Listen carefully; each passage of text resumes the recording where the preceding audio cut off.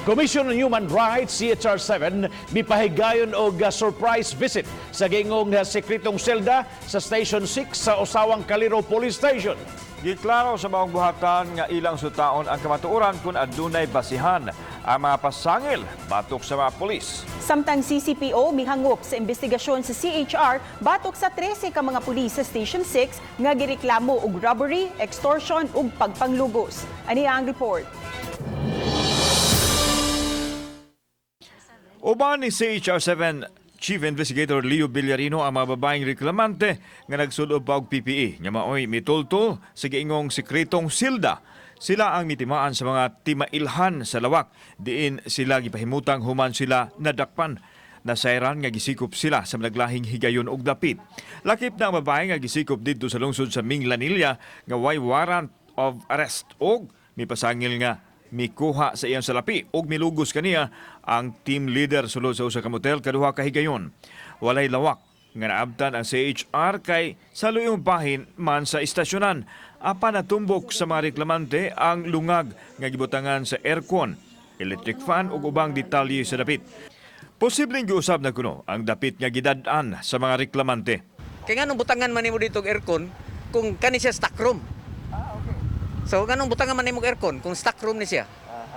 So kwarto gid ni siya. So it just shows to say shows nga tugma ang istorya sa atong informant.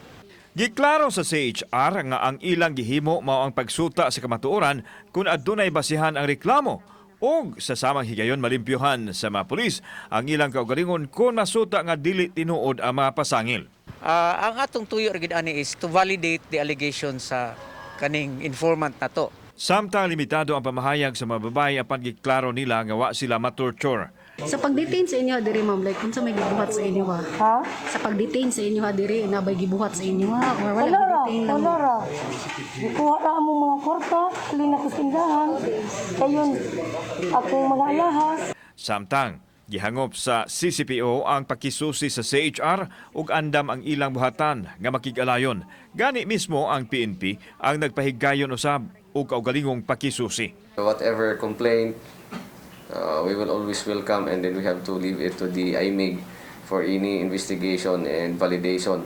Gihimugatan ang programa sa internal cleansing din kadtong nalambigit sa mga kahiwian, mapahamtangan ug silot.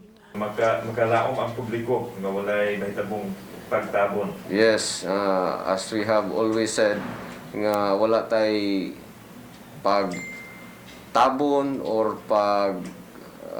kuha kung unsay mga ebidensya. So far, we are always open. Yung manang pasalamat ko ni General Montejo nga he has been very cooperative in our investigation. Kauban si Cleofer Lumayag, ako si Alan Domingo. Balitang Bisdak.